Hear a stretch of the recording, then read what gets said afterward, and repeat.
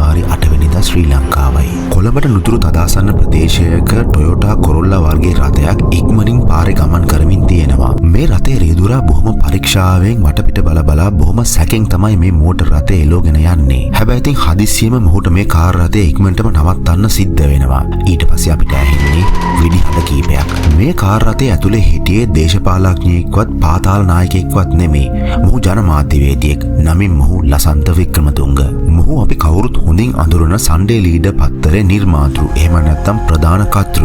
මේ කාලේ ලංකාවේ මිනිස්සු බොහොම බියෙන් තමයි ජීවත් වුනේ. බොහොම නිහඬව ජීවත් වුණු යුගයක්.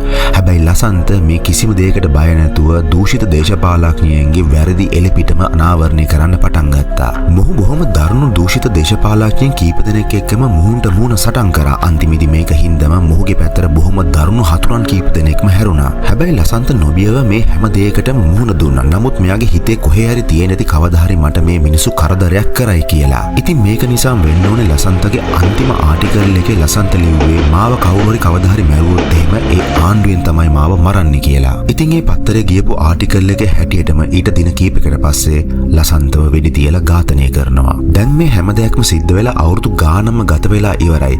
ලසන්තක මේ මරණ සම්බන්ධයෙන් අලුතෙන් පරීක්ෂණ පටන් ගන්නවා. සමහරක් පරීක්ෂණ නවත්තනවා.